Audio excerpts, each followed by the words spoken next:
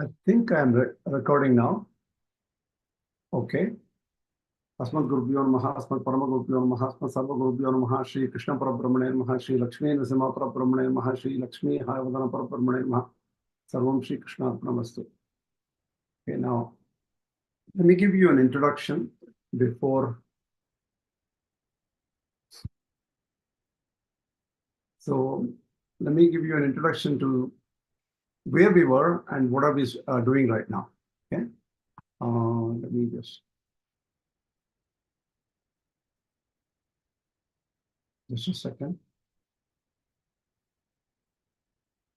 So the the situation is here in the verse in Bhagavad-Gita. We were doing Madhva Bhashya. In the Madhva Bhashya, we were working on 2.18, I think. 2.18. Yeah, Antavanta ime deha. Antavanta ime deha nitya sukta sharinaha. In this particular verse, what happens is Madhvacharya gives a huge set of arguments against Advaita view. So naturally what happens is we can ignore the details and just come to summary. That is not very satisfying for people who will have doubts, right? So we have to go deeper. That means if Madhvacharya refers to a Chandogya Upanishad, you have to go look into the situation. So where we were trying to understand without going into details of Shankara Bhashya. Somewhere we stopped and said, Tattvamasi Shvetaketo should be understood the way Shankaracharya has explained first. Then only you will be able to, or all of us will be able to understand the arguments of Madhvacharya against Advaita Bhashya. Is everyone clear about this now? Do you know where we are? The context. Yes, ma'am. Okay. Now let's go. Let me share Shankara Bhashya on Chandogya Upanishad, which refers to Tattvamasi Shvetaketo. This needs an introduction. Today what happened was, I was, yesterday, luckily I was studying extra for this class. And when I studied the Chandogya Upanishad, what came to my mind is not actually Shankara Bhashya. Shankara Bhashya, definitely we need to understand for our purpose here because Madhvacharya refers to Shankara Bhashya. But before that, we have to understand independently or just directly the thoughts of Chandogya Upanishad. It is the Upadesha given by Uddhalaka to Shvetaketu. The Upanishad itself is quite complicated. So once you understand the Upanishad, the analogies given in the Upanishad and some references to deep sleep and all those things, then you understand how what are the original sentences in the Upanishad. Then we can see what Shankaracharya said. And then we can figure out what the arguments of Madhvacharya are. Is that understood? The procedure which we are going to follow? Clear? Yeah, this is good, Krishna. Okay, so this is where we are. So I am not going to touch Madhva Bhashya right now. Today, we will only look at the original Upanishad, that section. And here, obviously, I have to thank my Acharya, Dr. N.S. Anantarangachar. About 35 years back, Anantarangacharya Swami taught me Sadvidya in Chandogya Upanishad. And he took 90 days for me, 3 hours a day, 30 days or 40 days, something like that. We covered Sadvidya and he taught a number of things. But obviously, when I studied Sadvidya just yesterday, I found out that I have forgotten so many things there. And this shows our rich culture of Upanishads, which needs, we need to be studying Upanishads constantly, almost every day. Otherwise, we will miss out. Now, let me share the screen. What am I going to share? Just a second. Somewhere I have Sadvidya.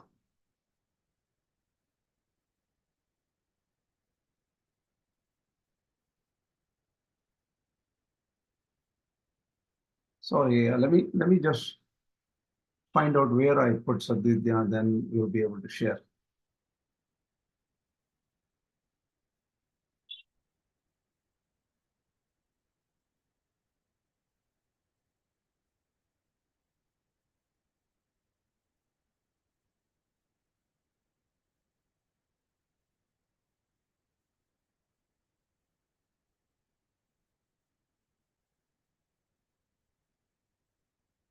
Can you see my screen? It says Panchamah Khandaha. Yes, Swami. Yes, Krishna. Okay. See, Yes, we can see. roughly, okay, roughly, we start understanding the concept here. Going line by line on Shankara Bhashya here is very difficult. That is a separate category of study altogether. That is, we need to study Chandogya Upanishad Bhashya completely, right? That is going to be hard. So I'm just going to simplify Shankara Bhashya here the way I understand.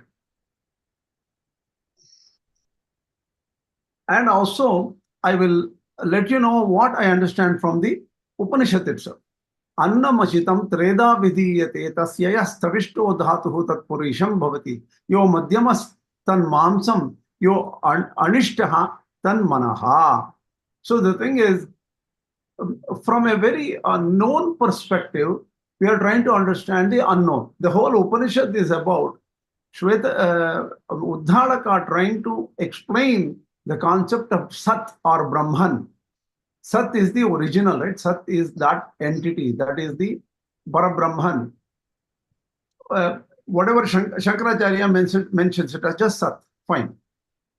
That is the highest, right? The nature of Sat, according to Shankaracharya, is without any dharmas. That means nirdharmaka, nirvishesha tattva. Nirvishesha means without any attributes. So this is the tattva Shankaracharya understands from this whole Upanishad.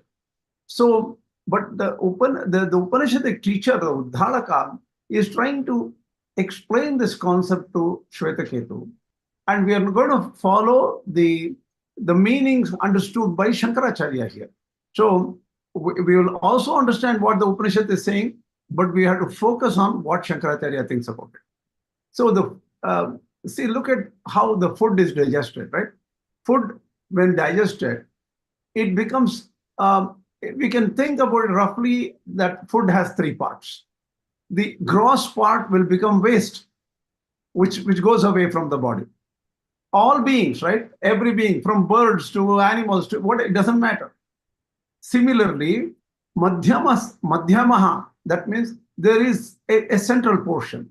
The central portion becomes mamsa, bones and flesh. So we visibly can see, okay, if I eat, I'll become stronger and things like that. So that will help us grow, and we see some physical improvements, right? Yo anishtastan manaha. Yo anishtaha means there is a subtle aspect of food that becomes the mind. This is very interesting, right? The thing is, most scientific people forget the mind aspect a little bit. The Upanishad tries to tell you that there is this mind aspect of it. For example, you try to starve a person. You just a second.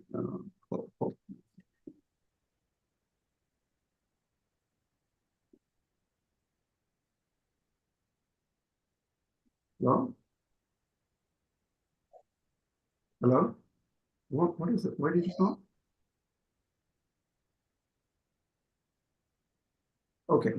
So, Annamachitam Tredha. So there is this subtle portion, which is the mind. And the mind, food also becomes mind. Portion of the food becomes mind.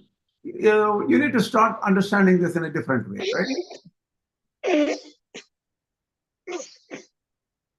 mute yourself. That way we don't hear sounds from public now. Please mute yourself. So, so whatever we eat, a portion has to become the mind.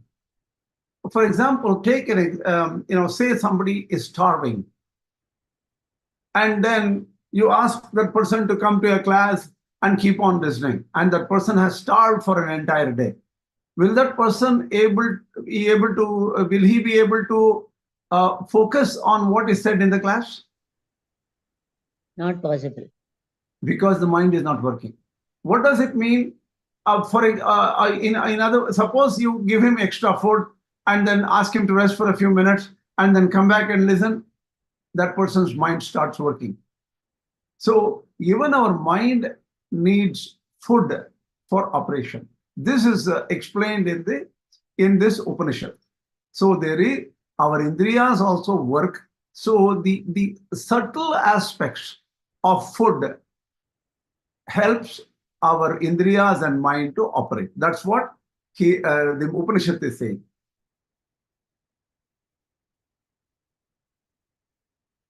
So the thing is, Upanishad goes further and say, Apas pitas tredha vidiyante tasam yastavishto dhatu tanmutram bhavati yo madhyamagam tallohitam yo anishtaha sa pranaha. Somehow, we will not go into details here. Just somehow think about water is related to our prana. So if somebody does not drink water at all, their breathing and prana does not operate. So that's what is mentioned in this Upanishad here. Tejo ashitam tredha vidiyate tasya savishto dhatus tadasthi bhavati. He is saying Tejaha is another thing. There are three entities. Up, Anna, Up, and Tejas. Tejo Banna, they call it. Tejas, Up, Anna. So these are the three entities which are concrete entities which are here around. Energy, that is Tejas. Water is Up. Anna is food. So these three are sort of, concrete, and we know what it is. But all these three came from what? One entity. That is known as Sat. So the Sat created this Teja Up Anna, and this Teja Up Anna diversified eventually into several beings. Our bodies are made of Tejo Up Anna. And inside our body, the mamsa, or the flesh, is from the food we eat. And he says, from the water we take, that becomes also some portion, the subtle aspect of water becomes our prana. The subtle aspect of our food becomes also our mind. And tejo ashitam tredha vidiyate. Similarly, the subtle aspects of energy we intake, that becomes our asti. Asti is one part is our skeleton. And then it's anishtaha vak. That means the subtle aspect of the energy is our walk. So if somebody does not have the energy or something, is very tired or something, he will not be able to talk maybe. So the thing is, roughly Upanishad says that all these are related to what we eat. And they're all made of Tejas, Up, and Anna. And why are they talking about all these things? All the Upanishad is trying to tell you is, look, there is this subtle entity called Atman or Brahman. That is Sat. And that Sat has to be understood. But unfortunately today, we don't see Sat directly. We cannot realize Sat. Then an atheist can come and say, there is no Brahman, there is no Atman, there is nothing. All these people are talking about just some imaginary things. They can say, right? So, to, 1 second. Yeah. So the thing is, this Upanishad is trying to help you understand that there is a way to realize that Atma, who is hiding somewhere, hiding everywhere. So this whole Upanishad is about how to understand Sat, and that is explained in this Upanishad. So let's go further.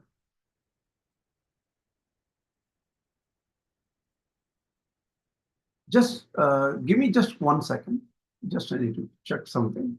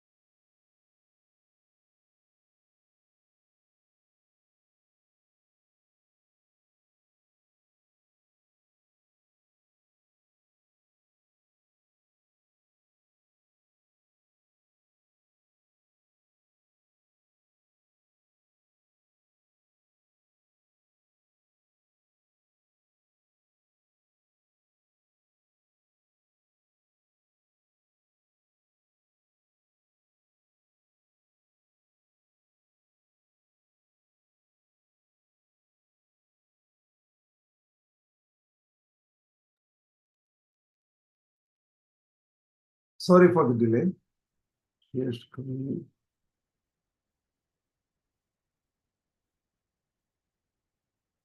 you hear me? Yes. Okay. Swami, I have a question, Swami. Yeah. What is the actual meaning of Sat? Sat means existence. Okay. See, the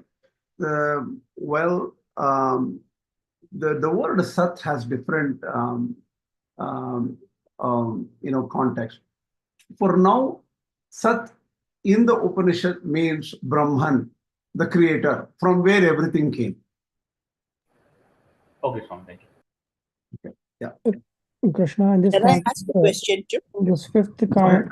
Panchama Kanta, you said consuming Anna, consuming Apha.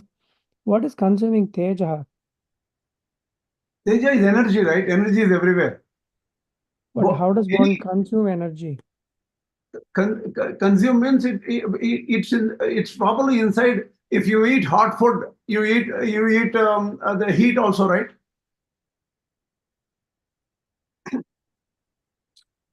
Okay. Yeah, whether you drink or eat, there is a temperature of that, right? That energy is there, and that energy is goes inside. Okay. So no complex issue here. There's nothing complicated here. One question from me too, please. Ah. You spoke about the mind, and the mind needs a food to function. So just what I'm thinking about one step further, when somebody does a tapasya for days together or years together without food or water, is he trying to go beyond the mind?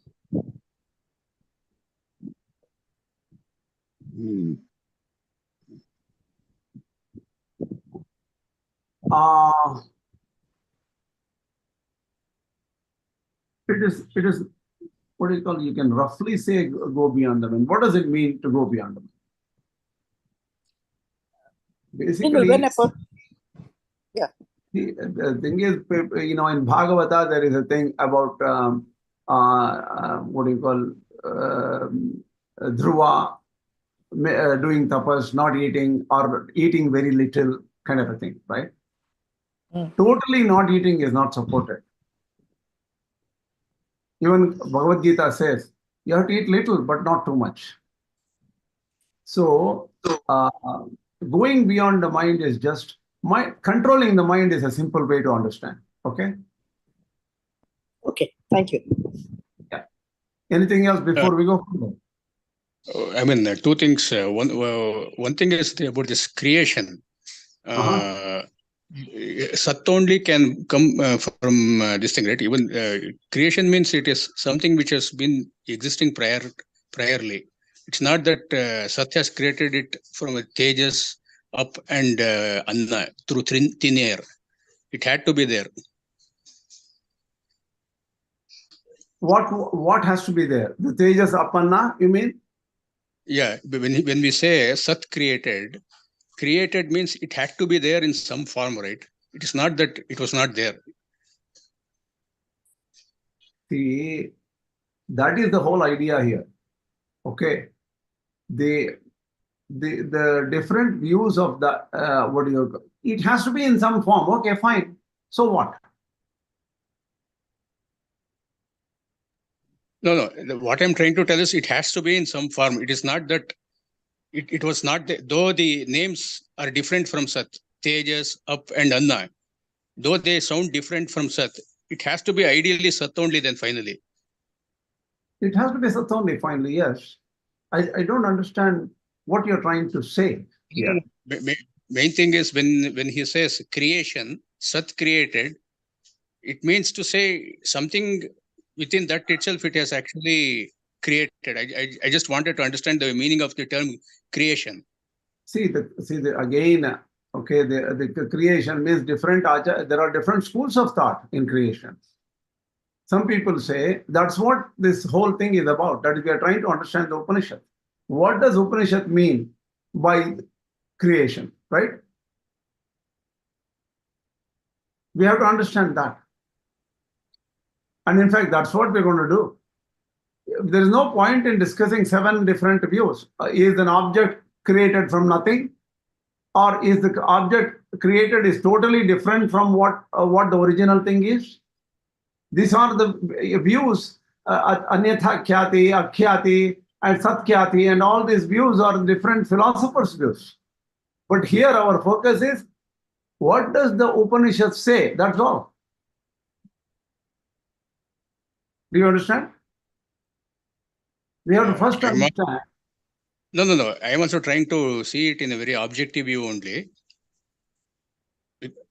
Please just think about it for now. Yes, something cannot come from nothing. It has to pre-exist somewhere in some form. Fine. Is that okay? Is that agreed? Yeah, that's true. Okay, Yeah, that's all.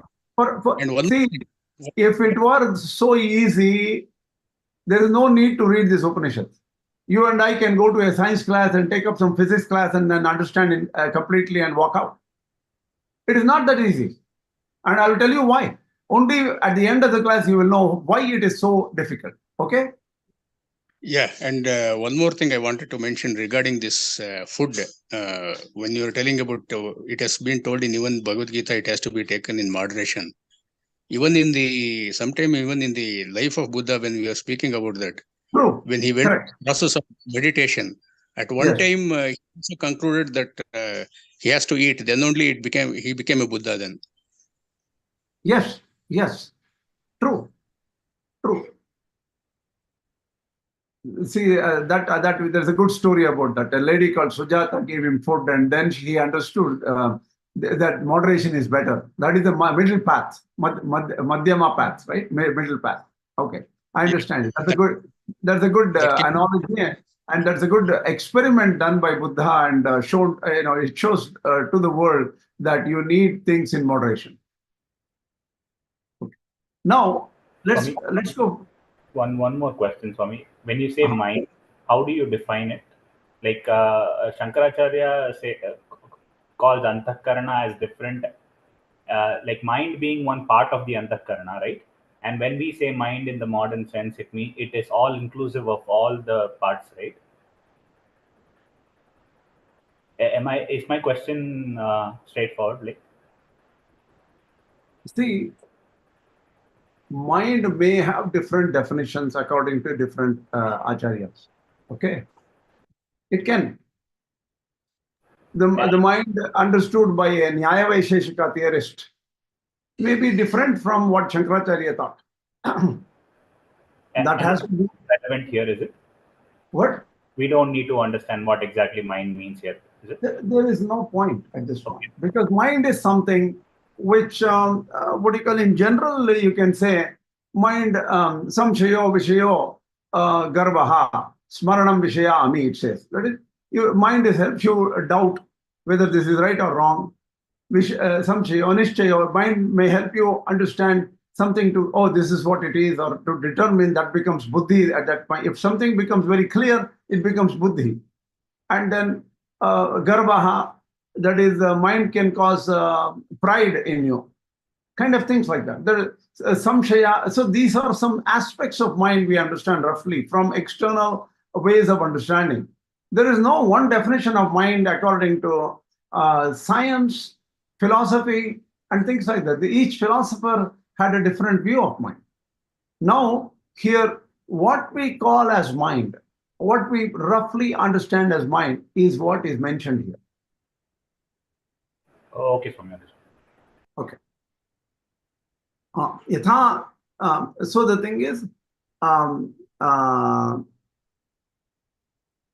the tejas, they say, comes in the form of taila ghrita, fat. So ghrita is ghee, right? So oil and ghee is something, a form of tejas according to them. And then that becomes your asthi, or your helps you build your bones and things like that. And it also gives you the capability to speak, walk. So let's go into some aspects which we want to understand out of it. Annamayam hi somya manaha, apomayah mayah pranaha, tejomayi vak, iti bhuya eva ma bhagavan vijñapayitviti tatha somyeti hovacha. The thing is, the student asked, oh, you say mind is made of food, and prana is made of water, and you say speech is made of tejas. What does it mean? Something like that, he asked. Then the Shashta Skandaha comes. So the thing is, what do you call? There are some proofs and things like that about how this is explained. This is not very important at this point. So I'm just going to skip this a little bit. There are some experimentation to prove that they are related to, these three are related to each other. And what is the Shodasha Kala Purusha? That means there is a slow development of the subject to explain that there is a jiva. And the jiva is made of 16 aspects known as Shodasha Kala Purusha. So the thing is that the jiva is the Purusha who becomes Bodha, Manta, Karta, Vijñata, Shrota, Drashta. That is, he is the seer here. He is the thinker. He is the hearer. He is the actor in actions. He is the knower of things.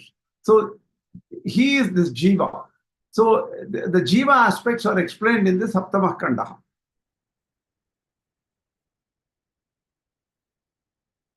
In Ashtamah Kanda, Uddalako Haruni Shvetaka Putram Vacha Swapnantam me Somya Vijanihi iti etra etat Purushaswapiti nama Sata Somya tada Sampanno Bhavati Somapito Bhavati Tasmadenagam Swapiti Ityachakshate Swagam Syapito Bhavati.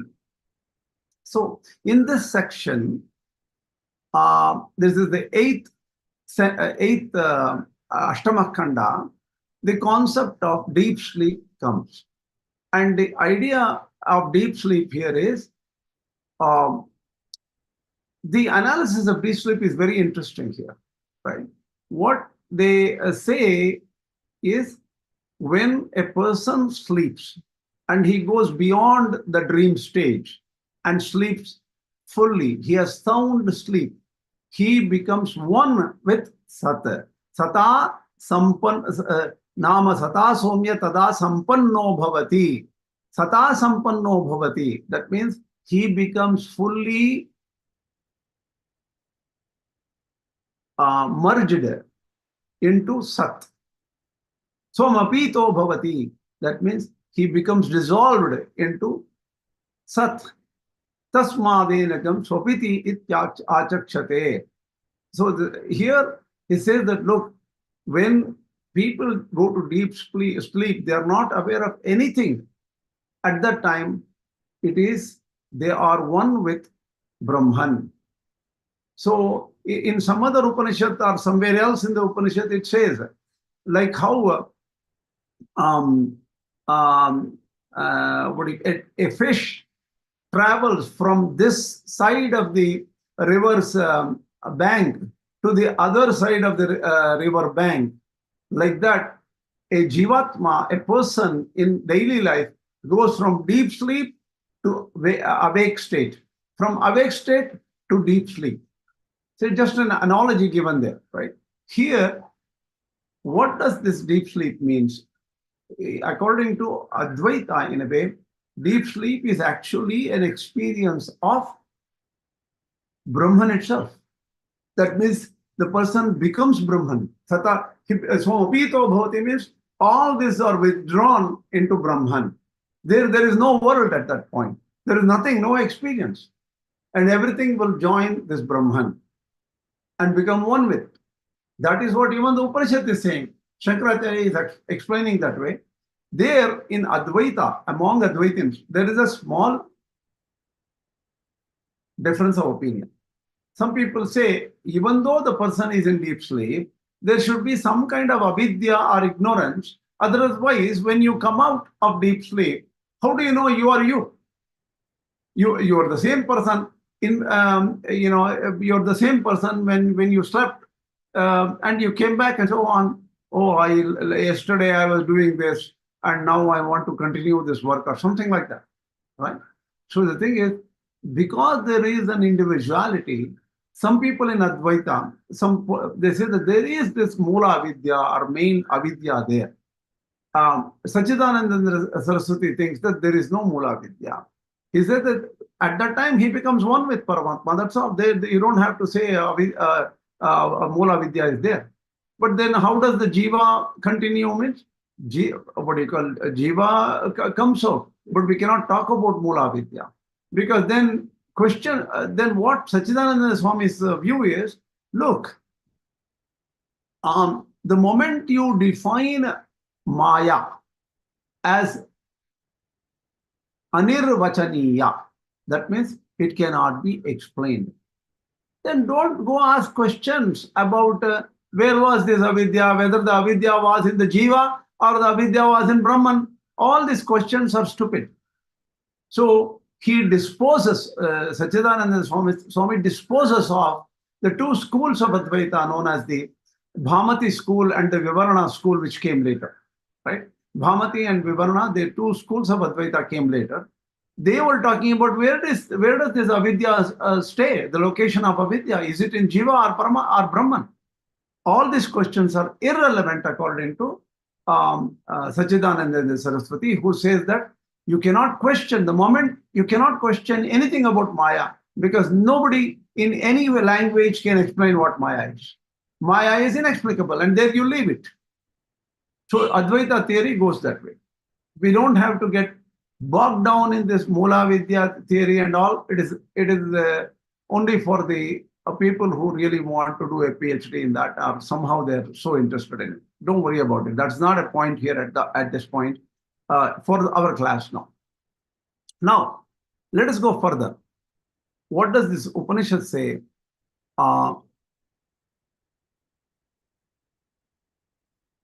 According to Advaita, what happens is the Sat is Nirvishesha. Nirvishesha means it does not have any attributes. But so because of this Maya, this creator is there. The creator is combined with this Sat, and the creator is the Ishvara. And the Ishvara itself is a image of the consciousness or the Nitya Shuddha Mukta Brahman. So when the image of that person is the Ishvara on the Shuddha Sattva. There is some kind of a background called the Shuddha Sattva, say, and that can carry Ishvara. So the thing is, these are all theories, the later theories which came in Advaita, right? Even Shankaracharya refers to it here and there. So there is this another image called the Jiva, and that is on Rajas Tamo Guna. Everything is combined in Jiva. So that image thinks that, oh, I am the doer, I am the creator, I experience, I am the experience of pleasure and pain. So I have relations, I have to do this, I have to do that, I have to do yajna and yagas, I have to make sure my family is okay, I have to earn. That is the jiva, which is still an image. So what Advaita theory says that Brahman is unconnected, but the images of Brahman are connected in all these problems, and they go through ups and downs. Once you know that all these images are untrue and only Brahman is real, then that person realizes. And that person no longer thinks that he is upset, he is sad, or his happiness, sadness, all this becomes irrelevant at that point. So that is the idea of Advaita here. Okay, now let's go into the text.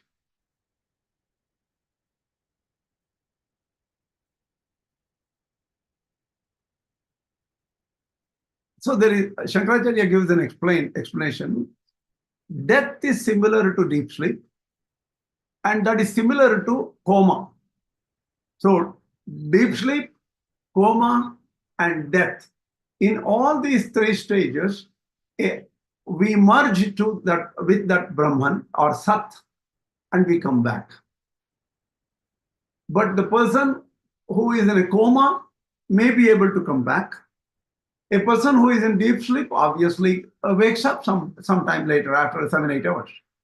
But the person who is dead, he wakes up in a different body.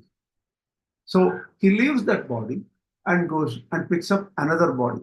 These are all explained in the Upanishad itself, and we'll go further. So these are all some introduction Shankaracharya gives.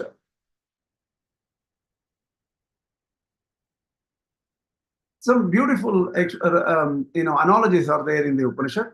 Sayata Shakunihi Sutrena Prabhatto Disham Patitva Anyatra Ayatanam Alabdhva Bandhanamevo Pashyate Evameva Khalu Somya Tan Mano Disham Patitva Anyatra Ayatanam Alabdhva Pranameva Upashrayate Pranabandhanam Hi Somya Manaha. The thing is, what this analogy is saying, that if you tie a bird with a string and hold it, the bird tries to go this way, that way, all kinds of directions to get out of there and to be free. But knowing well that the bird is not free, and when the bird is very tired, the bird comes and sits right on where it was held, comes back to the place where the string is tied to some kind of a solid object or a tree trunk or something like that, right? So it's a wonderful. Similarly, our minds can go before we sleep. The mind can go here, there, here, there, here, there. When the mind gets tired during the sleep process, it goes and merges with the prana or the breath.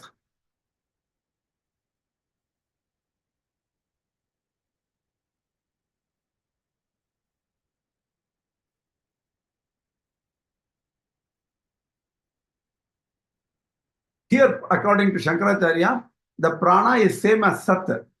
Pranena sarvakarya karanashrayena upalakshita pranaha ityuchyate. Prana is responsible for all our activities. Sadakya paradevata pranasya pranam. So the thing is, the Parabrahman himself is known by the term prana. That's what it says. Atatam devatam pranam pranakhyameva upashrayate. So that devata or Sat is same as prana. So the prana word refers to Sat. Here.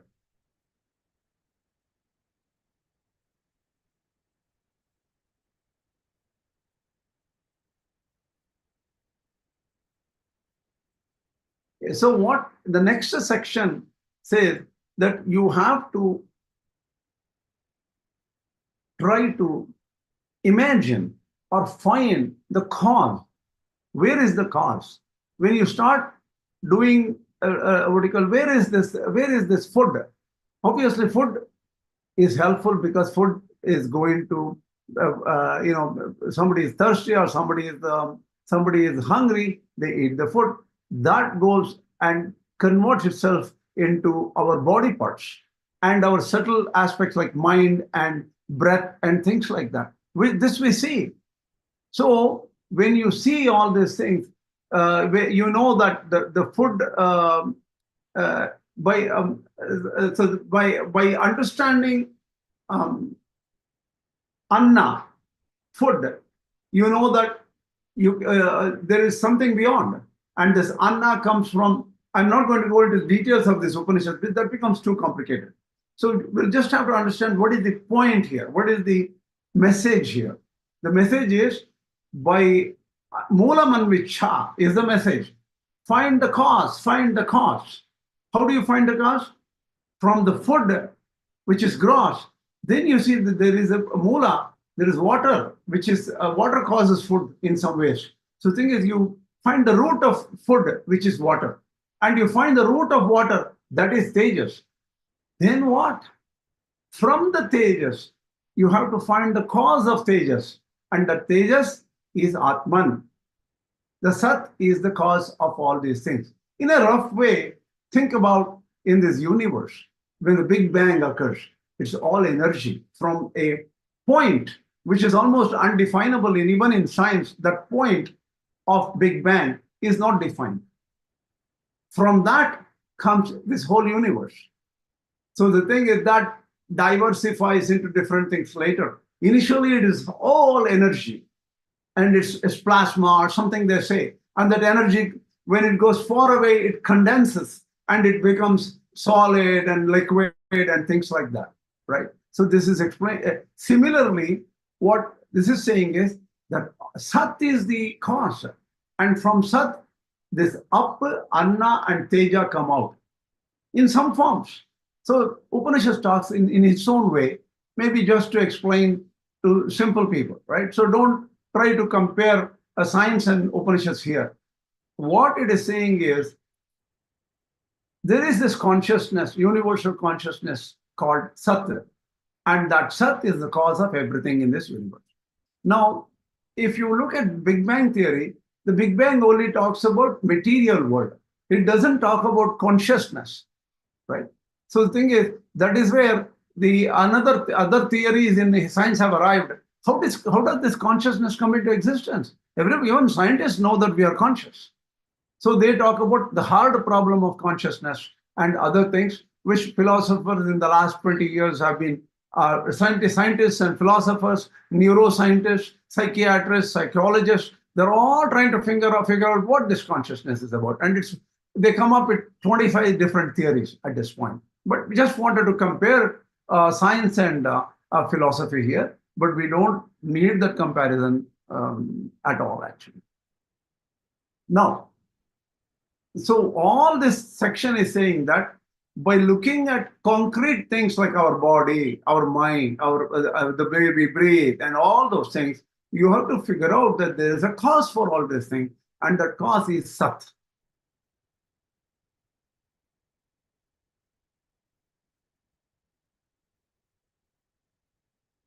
This is what it says, the original Upanishad.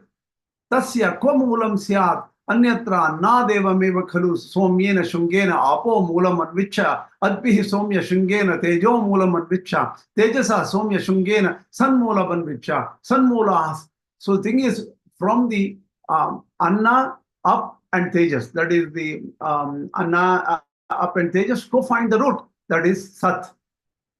Sat Sanmula Somya Imaha Sarvaha Prajaha. All these beings which are living now, thinking, running, playing around, they're all established, they're caused by that Sat. Sarvaha Prajaha. Sat Ayatanaha. Not earlier it was caused, and now Sat has nothing to do with this.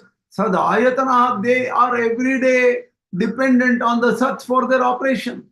They eat, sleep, dream. All these things happen because of Sat. Sat Pratishtaha. They are established in the Sat. So this is something science doesn't go too much into. And Upanishad says you have to have trust. This is true. Yatra etat purusha pipasati nama teja eva tat pitam nayate tadhyata gonaya shanaya purushana hitevam tat teja achashta udanyeti tatra etadeva shungam utpattikam somya vijanihi nedam mamulam bhavishyati. Don't worry about this. This talks about tejas. How it talks about different things. You can read it in the Upanishad, right? That's not interesting for us. So what is saying there is, from the Paradevata, which is Sat, the three things came. Trivit. The three up, Panna, Teja came. From there, everything else multiplied into different things and diversified. And everything you find here originally comes from Tejo Appanna, which comes from Sat only.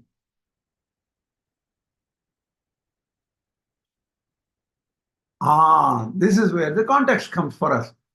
Here in this khanda, at the end, this Acharya Uddhalaka tells Shvetaketu, Sa yesho anima etad atmamidagam sarvam tat satyam sa atma tattvamasi Shvetaketu iti bhuya evama Bhagavan vijñapayatu iti tata somya hovacha. That Acharya Uddhalaka says, Shvetaketu, the subtle thing called Sat, that is Anima, it's very subtle. Aitadatmamidam sarvam. Everything is ensouled by that Sat. Sarvam. Tat Satyam, that is true. Sa Atma, that is that Atma. Tattvamasi Shvetaketu, you are that Atma, Shvetaketu. This is a very powerful statement. It says that there is a subtle thing called Sat, and that is, everything is ensouled by that Sat, and that is true, and that is Atma, and that Atma is you. Tat tvam asi Shvetaketu. This is what the Upanishad says. Shvetaketu becomes confused. He says, Bhagavan Vijñapayishyatu. Explain to me further. What is that? What does it mean? So here Shankaracharya explained, Na anyato dasti drashta, na anyato dasti shrota. That means there is nothing other than Atman, which is the listener or the thinker, doer, all these things. He explains, he gets it from the quotes from the Bhagavad-Gita-Lecture. So what you see as this Sadakyam, Atmavat Sarvamidam Jagat, this whole universe you see operating. The Karana or the cause is true. That is the Paramartha Sat. Karanam Satyam Paramartha Sat. Here it says, right, that Karana is the Paramartha Sat. That is the absolute reality.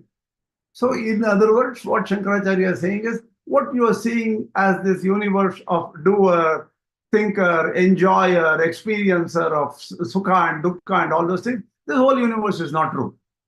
That Satyam, it is given, right? That Satyam is given. So it is, that is the truth.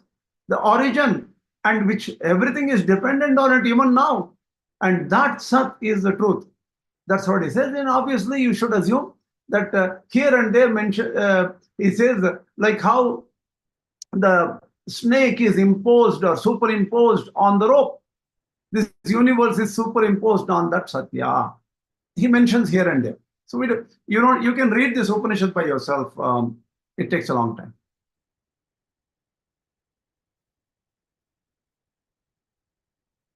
Then Shvetaketu becomes confused and he said, please explain to me further. In this process, there are, I think, 9 analogies the Acharya gives to the student. And these 9 analogies are interesting. I'm going to simplify the analogies. Beautiful analogies. One is about the madhukrit, or the honey. What happens is the honey, the bees go into different trees.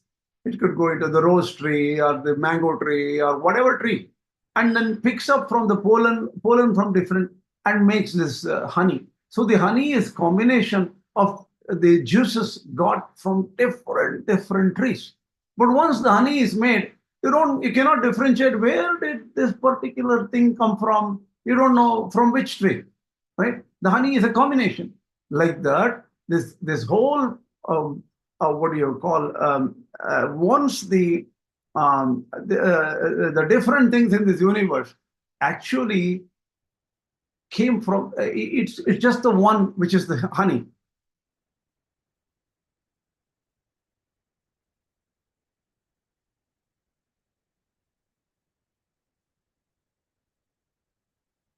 So one will not be able to differentiate once the honey is there. So from the Sat, you cannot differentiate all the different things. But the Sat is actually has all the differences.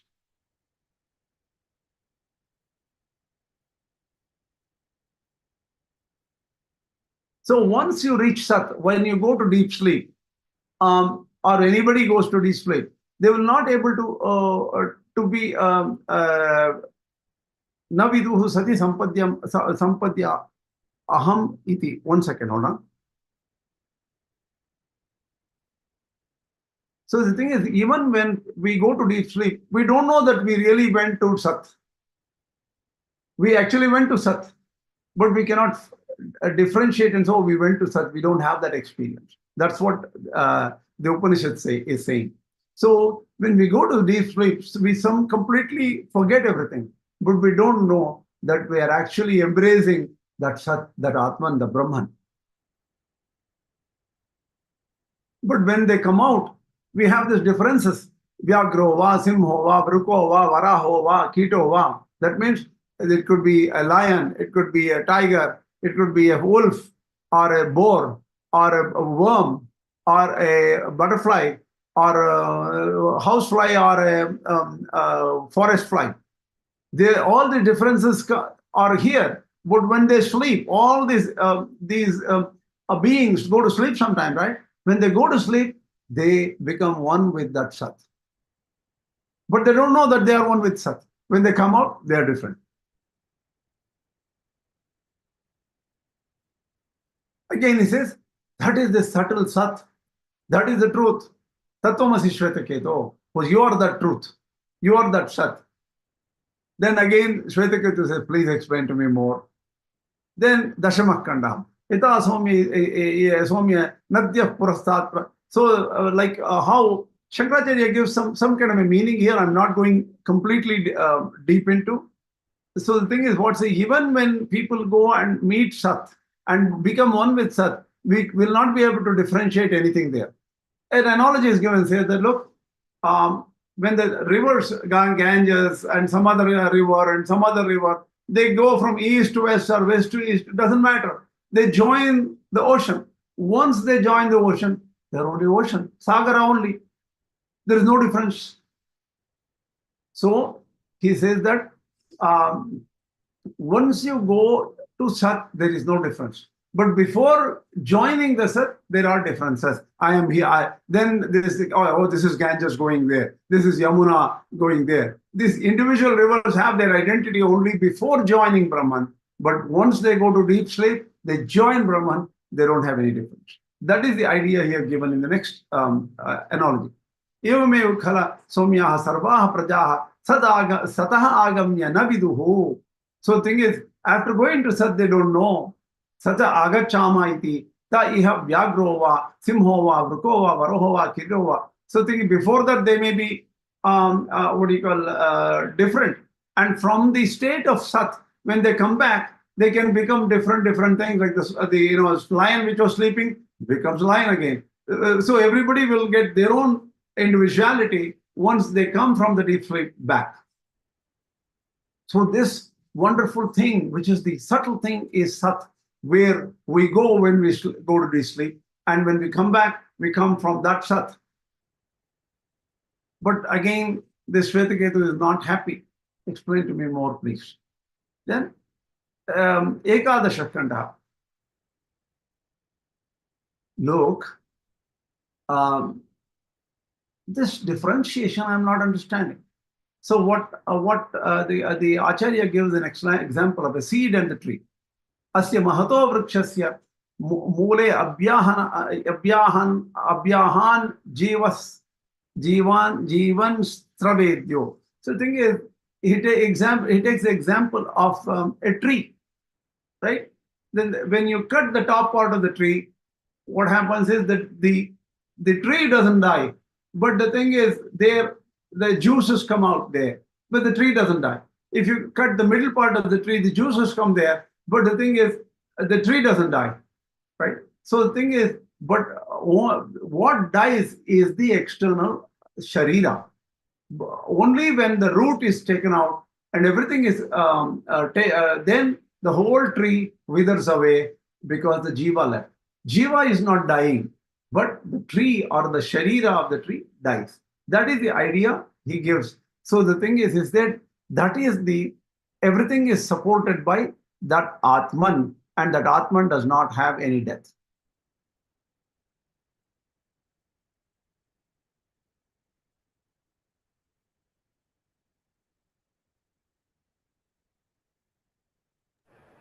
Swami, this is the view of the Upanishad and not Shankaracharya, is it? Yeah, this is the view of the Upanishad. Here and there, I'm adding Shankaracharya's meaning here, right? See here, this only analogy is given here, right?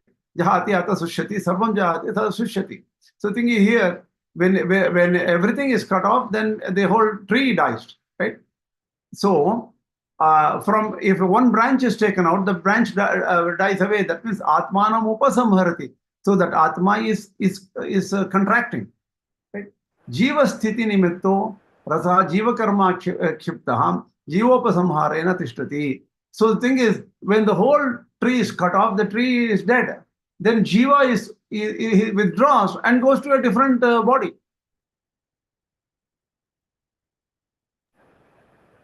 And Jiva Atma and Jiva are like two separate entities, is it? what? Atman and Jiva are two separate entities right now. Initially, yes, there is, Advaita also, good point you brought. Advaita also accepts a jiva, right? For example, a jiva has to go from one, Utkramana has to be said, right? Jivatma, for Ajnani, Shankaracharya talks about Utkramana. Utkramana means from one body, the jiva has to leave and go to the another body. So his explanation is slightly different, that's all. That means you take one bucket of water, and the sun's rays are falling on one bucket of water. You make a hole in that bucket, the water goes away. Then the reflection goes away, right? But where the reflection is withdrawn to the sun, according to Shankaracharya. So the jiva is just a reflection, and that reflection goes back to the sun. And that sun gets reflected in some other water, and the jiva can go there. So the Utkramana is explained differently by Shankaracharya, that's all. Utkramana has to be explained by all acharyas. For other acharyas, there is the concrete jiva leaving a body and going to another body. For him, it is reflection only. That's all. There is no two different ways of explaining. Understood? Okay, sir. Okay.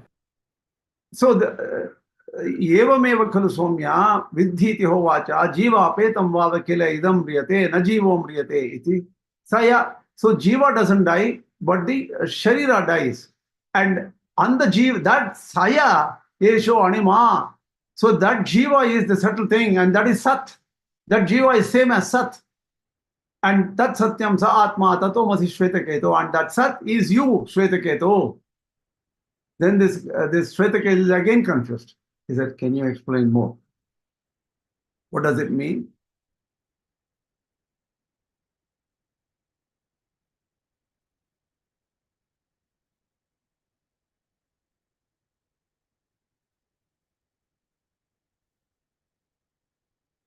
Nyagrodha palam ata aho.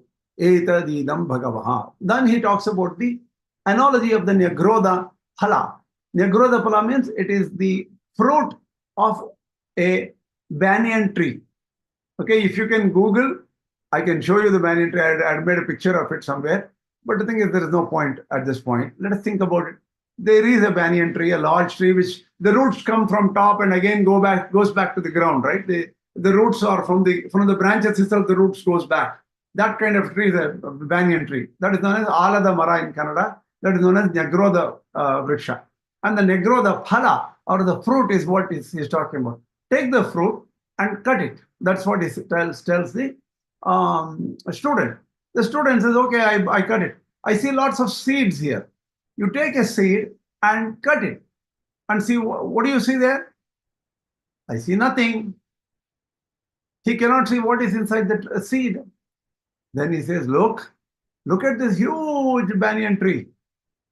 That banyan tree is actually comes from this subtle seed where there is no differentiation. In the seed, you don't see the fruits or flowers or the bark or the branches or anything. There's nothing. There's just one thing there.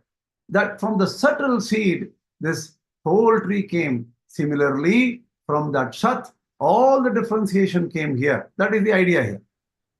One more point is, you cannot cut that seed also. See, that It's is so small. Yeah. See, the thing is, the what here it's mentioned is the concrete seed can be cut. But the thing is, there is something known as the concrete seed itself has got food particles, and the original, if it is a mango tree, mango seed or something, it has got the mangoness or the mango entity there. There's some jivatma is there, right? So obviously, there's something which cannot be cut. What he's talking about is something which can be cut here. That's all. Takam hovacha. Yeah, that is where there is something which is some consciousness there. That's what this Upanishad is trying to say. Takam hovacha eva isomya yeta manimanam na nibhalayase etasyeva hava isomya esho animna eva mahanyagrodha sishtati shraddhatva somya iti. Shraddhatva somya is a wonderful thing. Look, how much ever I give analogy is, you will not be able to really understand the Sat. So you need to have faith. Have faith. You will be able to realize Brahman. But till you realize Brahman, you need faith. So scientifically, logically, you cannot prove Brahman exists. And you cannot just realize Brahman. There are other methods to realize Brahman. So what you have to do is trust. The Vedas say, trust. Shraddhatva somya. Only when you have Shraddha, true belief that yes, it is there. Our teachers have seen, our acharyas have seen. So says the Vedas. So Atman exists, Brahman exists, Sat exists. Have that trust and go further.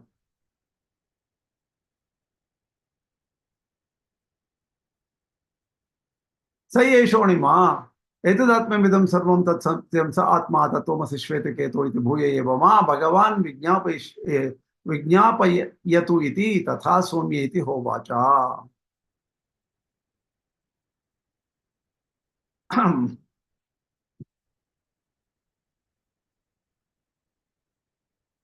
यदि तत् जगतो मूलम तस्मान् नोपलभ्यते इत्येतत् दृष्टान्तेन मा भगवान् भूय. So you know what the thing is, well, you say that there is the seed and from there this whole tree is there, but I'm not able to see that cause. Is it I'm not able to see God now. That Sat is the consciousness. I'm not able to see. That's what is in the mind of the Shishya or the Shvetaketu. And Uddhalaka says, okay, this kid is still trying to figure it out. Let me see if there is another analogy to explain this. So he picks up the analogy of the salt. He says, go bring some salt. And the Shishya brings a lump of salt. He says, put it in water in a container and go sleep. And when you wake up, you come and tell me. Then he comes, after waking up, he comes And then he says, go bring the salt I gave you. Then he goes and tries to pick up the salt. The salt has already dissolved. See, you cannot see the cause. You cannot see the salt which is there. But I can tell you, you can realize it. Why?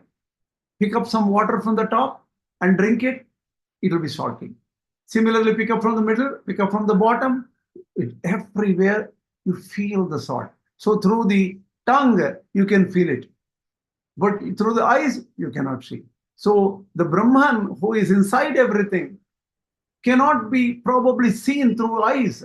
But there are other methods to realize Brahman. That is the idea of this whole section.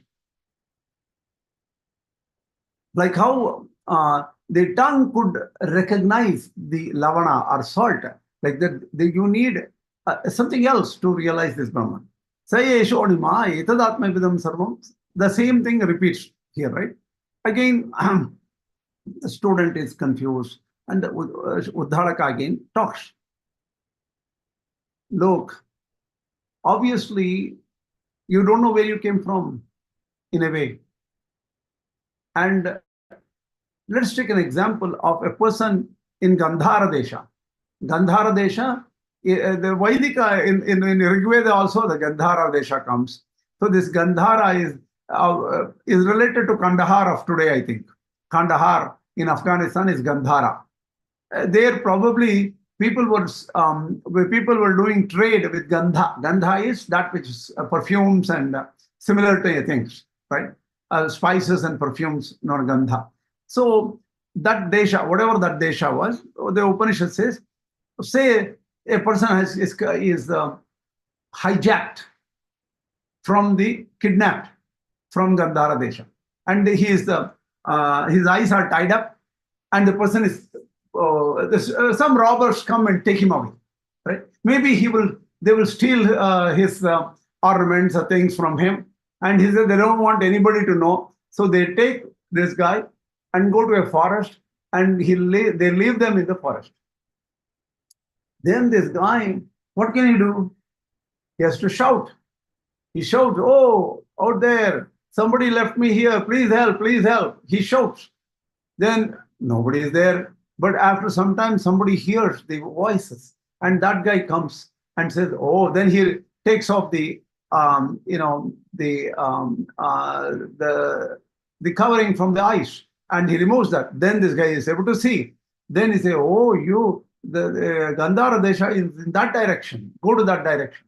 So he keeps on asking other people, and eventually he will come to Gandhara Desha, right? So what does it mean? He says that Atma, Sat is not that easy. Most people here in this universe don't know about Sat. You have to find some guru, some acharya. Acharyavan Purusho Veda. He says at the end, he says that Gramat Gramam. At the end, he says, Pandito Medhave Gandharan eva upasampadhyena evametat etaivam eha acharyavan purusho veda. Only when you get the right acharya, you will understand Tat Sat. Other people may delude you. Some people, the scientists like Daniel Dennett, who died, he says that there is nothing called consciousness. Consciousness is imaginary. You think there is consciousness. There is nothing. Everything is only matter. Everything is only matter, proteins, starch, all these different compounds. Nothing more than that. So there are people who say that. But this Upanishad saying you need an acharya who is knowledgeable, who is realized, tattva drashta, who has realized. Then only you will be able to find that. Otherwise, here Shankaracharya takes a wonderful. He gives a wonderful story here. He says that the guy who is lost in the forest, he is lost in this universe. Like how we think, oh, I am here. I am the son of somebody. I'm related to this. I'm father of somebody. I'm grandfather of somebody. I'm related to this person. All these relationships, hatred, jealousy. All these things are mixed up here. We are mixed up in this whole samsara. All you have to know is you are that Sat. And this Acharya comes and says, Tatvamasi, Shvetaketu, you're not all this mixed up things. Don't think that you are the doer, thinker, eater, enjoyer, dukhi, sukhi. You're not any of this. Tatvamasi, that is what Shankaracharya understands here.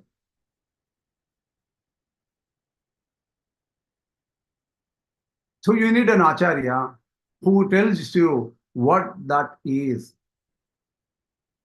Next, again he says that is very subtle. Oh, Shvetaketu, you are that Atman, you are that Sat. Then what happens? Panchadasha Kanda. When he talks about the dying person, you know, when the dying person, what happens? People will come and say, do you remember me? Can you recognize me? And things like that. So as long as there is this consciousness and there's a prana and manas and everything in the body, he can recognize, the dying person can recognize his relatives. But once the vang manasi sampadyate, the speech goes and joins the mind. Manah prane, the manas becomes one with the prana. Tejaha, tejasi, tejah parasyam devatayam. The tejas also becomes one with the paradevata. So the thing is, once he dies, this is the process. First the speech will go away, then the mind will go and reside in the prana, and the prana will reside in the tejas, and then the tejas will reside in the paradevata. So the process of death is explained here.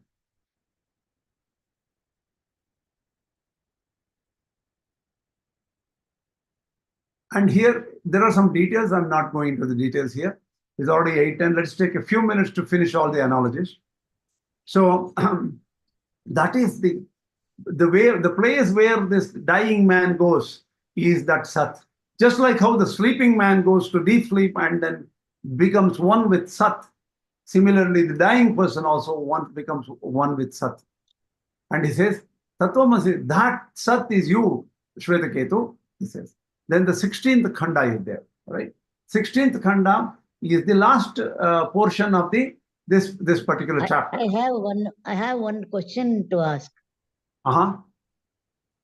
It is to know yourself, you need a Acharya. Even Shankaracharya says that, no? Yes. From Acharya, what type of jnana we get? See, good question. Shankaracharya says, you have asked this question, right? You have to approach an Acharya. Hold on. You asked a similar question last time also. I'll explain to you what Advaita says about it. Okay? No, Advaita point only I'm asking. Shankaracharya himself said, you have to approach an Acharya. You cannot know yourself. So that means what? What is your question? My question is simple. I said, when you cannot understand by yourself, you have to approach an Acharya to know the truth. Even Shankaracharya says, you have to get an Acharya. So from Acharya, what type of knowledge you are going to get when we cannot know by ourselves? That's what I'm telling you. I'll give you with an analogy because that's exactly what Advaita does. The analogy is about the 10 people who go to a river early morning. They come back and I know what you said, that I understood. Hold on. Just hold on. But how to know that 10th one is me? Merely giving that example, when you miss yourself counting. Shankaracharya says, for the right kind, please listen to me for 5 minutes without stopping me. Then you ask, okay, is that understood? What it is, because my mind has to focus on the what Advaita says here. In the case of the 10 people who went to the river, it was enough for them to listen to the stranger who passed by and said, oh, 10th Dashamastomasi, the 10th person is you. You missed out counting yourself. You are that person. That was enough for them. Oh, I did not count myself. Now I know I am the 10th one. See, similarly, among different people, Tattvamasi, it can be said to different people. If for me, if somebody says Tattvamasi, I still haven't realized. I don't understand. But Shankaracharya says, if your manas is shuddha, if your mind is pure, all you need is one sentence from an acharya. Acharya will understand the mind, subtle aspects of the teacher, of the student. And all he says, Tattvamasi. So Acharya only says Tattvamasi. That Vakya and Vakyartha Jnana is enough for this particular person to get moksha. This is the view of Advaita. So the thing, as far as this section is concerned, Vakyartha Jnana is enough, but it will not work for everybody. Tattvamasi, thousands of Advaitis have heard this Tattvamasi, Mahavakya 1,000 times. Why they are still suffering here? For that, Advaita says, their mind is not pure. How do you make your mind pure? Sattva Shuddhi, Karma Yoga, Jnana Yoga, Ityadi, all these things have to be done to get Sattva Shuddhi. Once Sattva Shuddhi is there, then you hear from an Acharya, you are that Brahman. That is enough for this person to get moksha or get total realization. Why this person is now unable to solve the problem by himself? Because the mind and the gunas of mind, that is Rajoguna and Tamo Guna of the mind, is so powerful that is confusing this person, and it is like putting a covering on the ice. He is blinded. Avidya. So this avidya is very powerful. So this individual is not able to free himself, but by just Vakyartha Jnana Deva Mokshaha, that is the idea of Advaita, which is heavily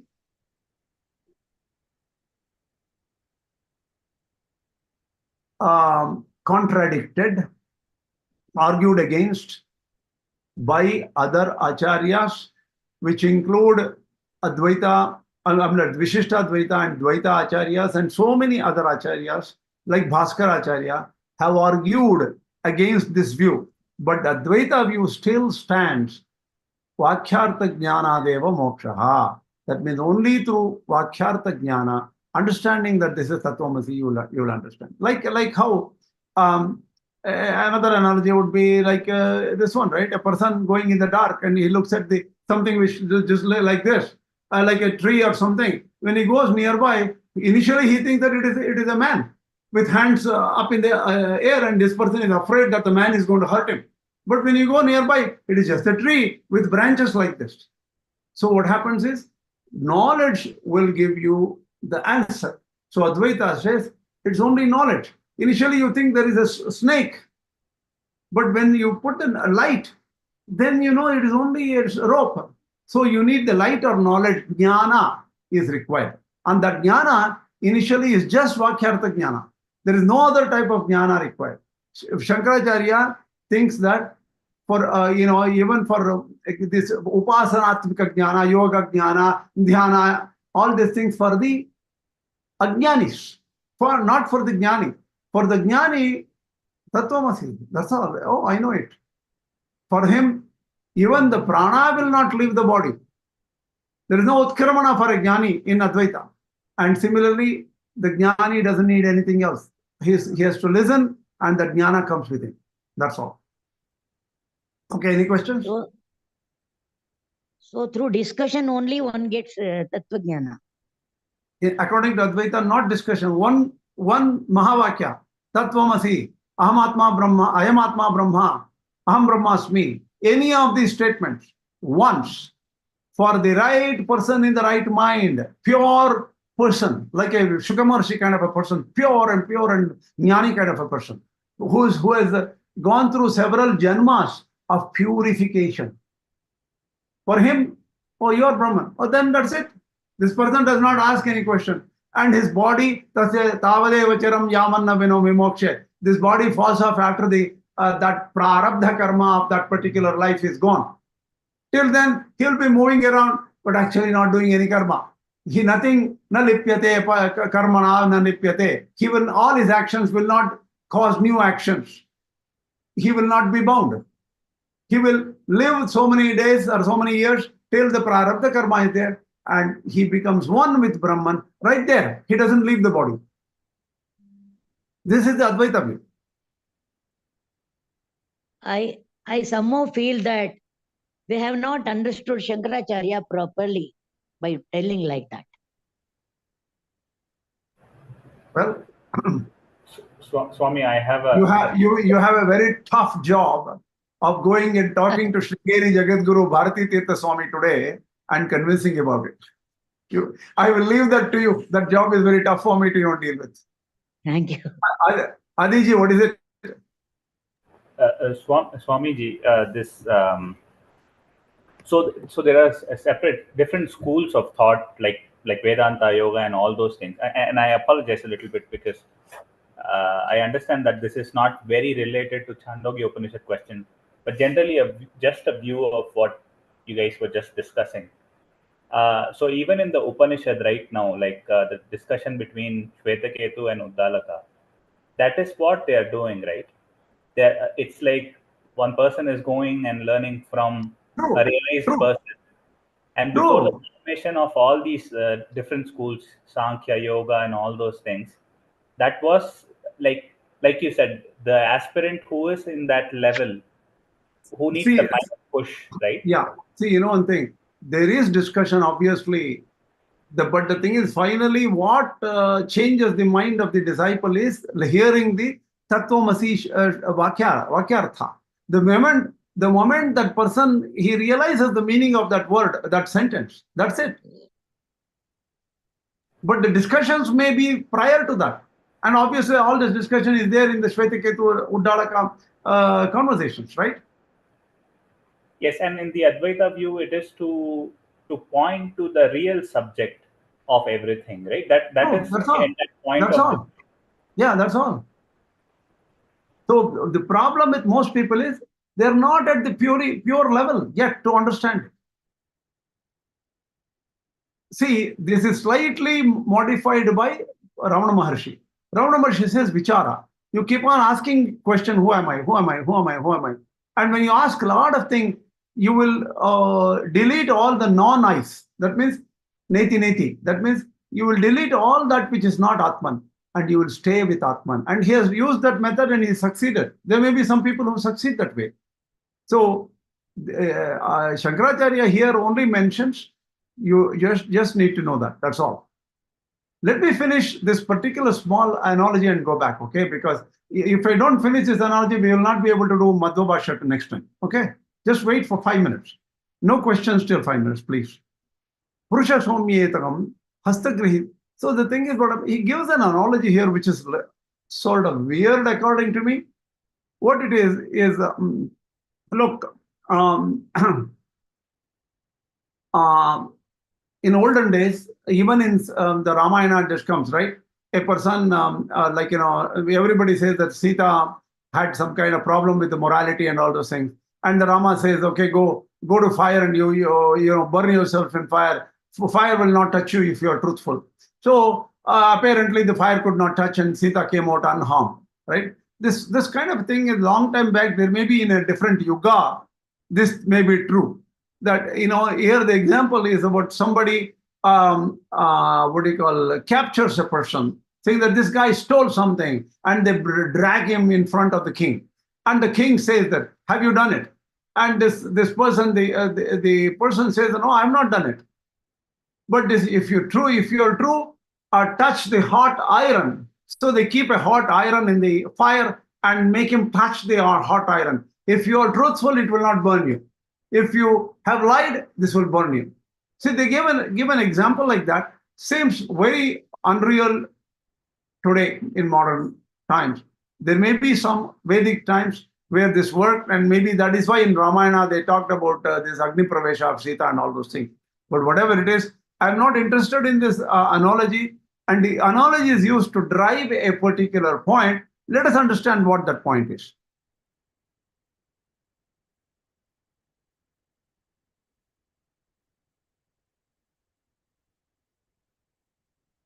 So the thing is, what he says, this Satya, or the truth, is going to be inside, between you and the hot iron. So when a person with Satya touches the hot iron, he will be protected by Satya. That's what it says.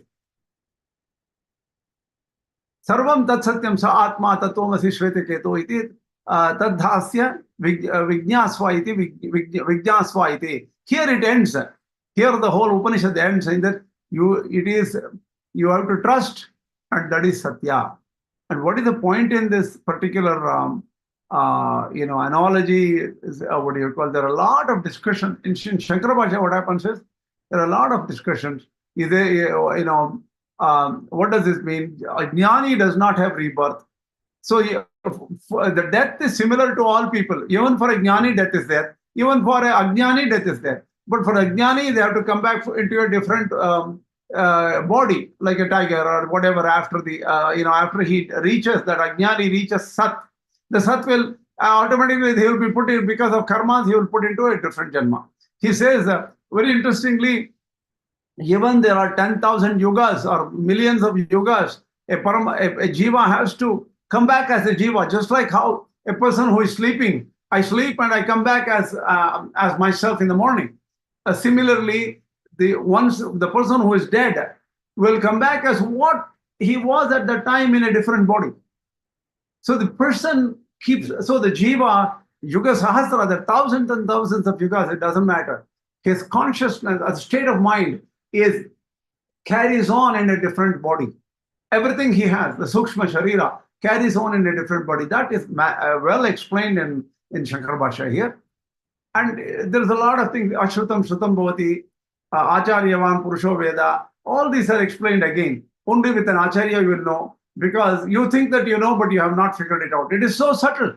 What it says is, unless you discuss it with an Acharya, that too Tattvadrashta, a realized Acharya. How do you find such an Acharya? I have leave that homework to you. Okay? Here is Shodasha Kanda Bhashyam, it is finished. So the thing is, Tatmat Vikara Anrtadi Krita Jivatma Vijnana Nivartakameva Idam Vakyam Tatvamasi iti Siddhamiti. So this Satyamasi iti Vakya, this sentence is enough for you to release you from this ignorance that you are a jiva, you are a karta, you are a bhokta, and all these things will go away when you really understand the sentence Tatvamasi. That is the ending here. And we'll figure out in the next class, Madhu Bhashya, when he refers to all these 9 analogies, and he says these 9 analogies will not support Advaita according to Madhvacharya. That is the the topic of the next class. Okay? Yes, we are running out of time totally today. So if you have questions, write it down or put it in the Telegram, and we'll start. Tomorrow I will have Keno Upanishad classes. For those who are interested, they can join in the same time. Okay? Asmat Gurubhyo Namaha. Thank you. Asmat Parama Gurubhyo Namaha. Asmat Sarva Gurubhyo Namaha. Shri Krishna Parabrahmane Namaha. Shri Lakshmi Nrsimha Parabrahmane Namaha. Shri Lakshmi Hayavadana Parabrahmane Namaha. Sarvam Shri Krishna Arpanamastu. Hope this class was of some use. Did you It know was all good. the If It you was had very, very didn't know about this interesting. analogy, at least you know. Yeah, very detailed class, Krishna. Only thing is, we still have to understand Tattvamasi, and how many janmas it will take, we don't know. All of us have to understand Tattvamasi. There is no doubt. Once you understand Tattvamasi, we don't have this class anymore. Okay? No problem.